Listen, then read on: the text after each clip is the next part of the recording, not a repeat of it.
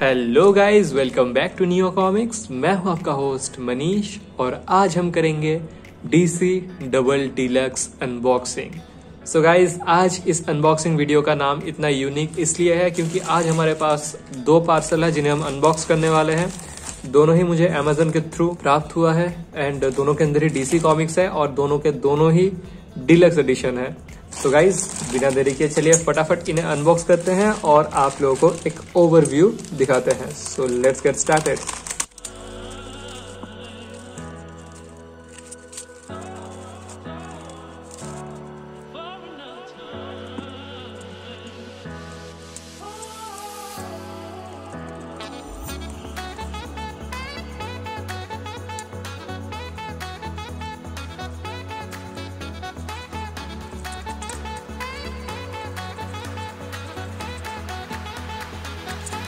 So guys, ये तो हो गया अनबॉक्सिंग। चलिए पहले आपको दिखाते हैं Swamp Thing Roots of Terror.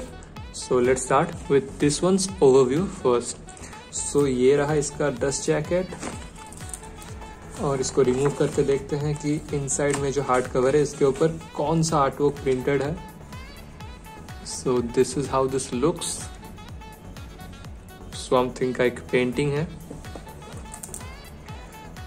So guys, इसे डीलक्स एडिशन कहा जाता है क्योंकि ये स्टैंडर्ड जो इंटरनेशनल साइज है उससे काफी बड़ा है। सो कंपैरिजन के लिए एक स्टैंडर्ड इंटरनेशनल साइज का ट्रेड पेपर बैग रखते हैं इसके ऊपर। And as you can see dimension में ये जो डीलक्स एडिशन है ये काफी बड़ा है, both in terms of length and breadth. So इतना डायमेंशंस का फर्क होता है एक standard international size comic book और एक डीलक्स एडिशन कॉमिक बुक के अंदर। सो आपको तो आइडिया हो चुका होगा कि ये एक लार्जर फॉर्मेट में प्रिंटेड है। So with that being said, let's take a look inside.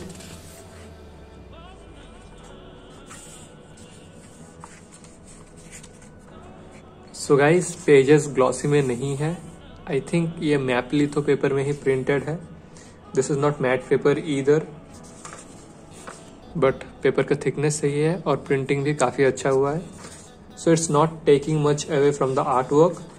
और इस डीलक्स एडिशन के अंदर ढेर सारे शॉर्ट स्टोरीज आपको मिलेंगे बेस्ड ऑन स्वैम्प थिंग।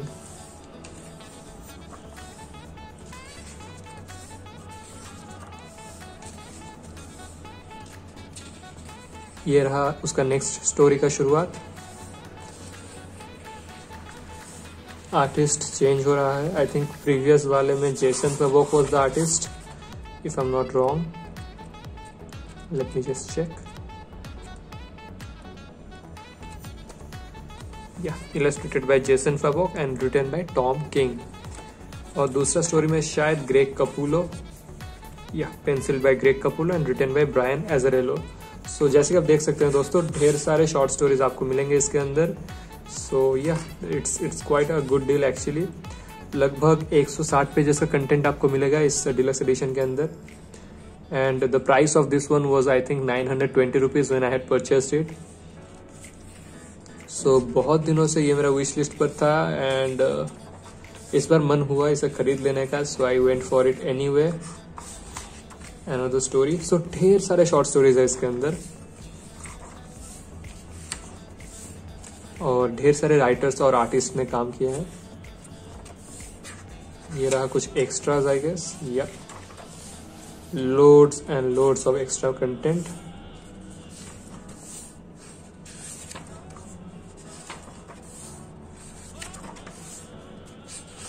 सो इससे पहले स्वैम्प थिंग का कोई भी कॉमिक, चाहे वो सिंगल इश्यूज में हो या ट्रेड पेपर बैक में, मैं खरीदा नहीं था या फिर मैं पढ़ा भी नहीं हूँ।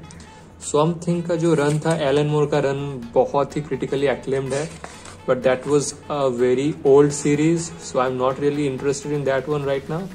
क्योंकि काफी ओल्ड स्कूल आर्ट वर्क है उसके अंदर। And as you guys know, I love digital art work and digital colouring and modern day art style as compare to old school classic art style. So I went for this one because as I said, इसके अंदर जो भी stories है those are recently written.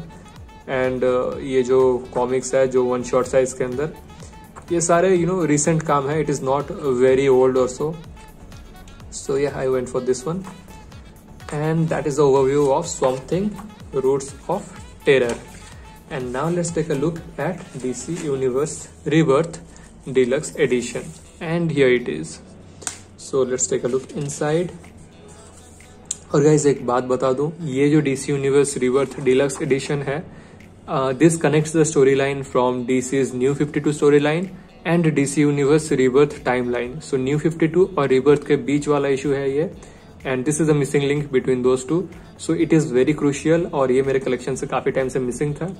लगभग 1-1.5 साल पहले इसका price है ड्रॉप टू अराउंड 650 और 700 और सो, तभी खरीद लेना चाहिए था. लेकिन उसके बाद से इसका price has always been near about 900 to 1000 और इस बार इसका प्राइस 850 से थोड़ा नीचे आया था. सो इसीलिए मैं इसे तुरंत ऑर्डर कर लिया, क्योंकि लास्ट टाइम जब इसका प्राइस वहीं 650-700 के आसपास आया था, उसके बाद से इसका प्राइस कभी नहीं घटा है. It has always been around 900 to 1000. So इस बार जब इसका प्राइस 850 के नीचे आया, I did not wait any longer and went for this one. So with that being said, let's take a look inside.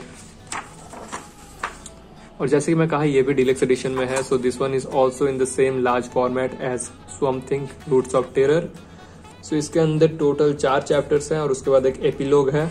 So guys, here are the creators. और अगर creators का ही बात किया जाए तो the writer is Geoff Johns and the artist are Gary Frank, Ethan Van Sciver, Ivan Reis and Phil Jimenez. So ढेर सारे आर्टिस्ट ने इसके अंदर काम किए हैं, while the writer is one and only Geoff Johns himself. So writer same है लेकिन आर्टिस्ट डिफरेंट है. जैसे आप देख सकते हैं 4 अलग अलग चैप्टर्स हैं और 4 अलग अलग आर्टिस्ट होंगे उन चैप्टर्स के लिए. So it's going to be a mixed bag of different art styles and I really love that thing in a comic book this days. But जब एक कलेक्टेड एडिशन में कंटिन्यूटी का बात आता है, तब it's better to stick to one artist only. Otherwise art style बहुत frequently change होने से भी it becomes quite unsettling sometimes. So here is chapter 1 I guess. Yup, ये रहा हमारा ब्रूस वेन यानी कि Batman. And guys, this comic is printed on matte paper. Matte paper की खासियत यही है कि ये ज्यादा रिफ्लेक्टिव नहीं है ग्लॉसी पेजेस जैसा. सो अगर आप ज्यादा लाइट में भी पढ़ते हैं तो आपको कोई खास परेशानी नहीं होगा. एंड या personally I love matte paper, क्योंकि प्रिंटिंग भी काफी अच्छा होता है इसके ऊपर. और जैसे कि मैं बोला, ग्लॉसी पेजेस में जो रिफ्लेक्टिव इश्यूज है, वो सारे प्रॉब्लम्स आपको मैट पेपर में फेस नहीं करना पड़ेगा. एंड यहाँ पर सेकंड चैप्टर स्टार्ट हो रहा है with Gary Frank's artwork. Doctor Fate, nice. Blue Beetle, Green Lantern. Chapter 3 यहां से शुरू हो रहा है.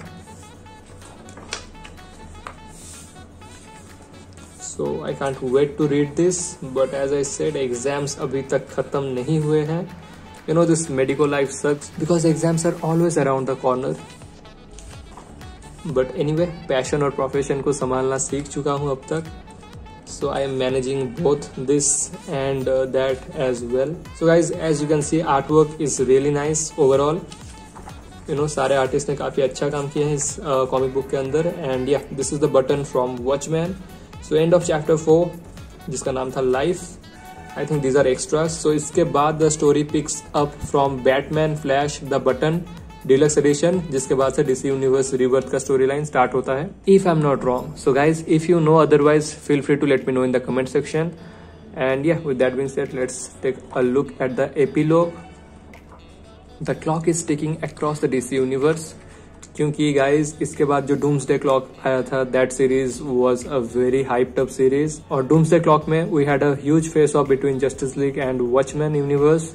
सो that was quite epic actually, but I haven't read it. I'll read it sometime in the future. So here are the extras, the variant cover galleries, some Watchmen references from inside. Yeah, I can draw the parallels now. ये page Watchmen से है. This is Rorschach, this is Dr. Manhattan, destroying Rorschach to the molecular level. और इस comic book के अंदर भी, I think this is Pandora, if I'm not wrong. She had something to do with Pandora's box, as far as I can remember, from New 52. And some similar scene is being recreated over here, as you can see. So yeah, pretty dope. I can't wait to read this one actually. Some character sketches.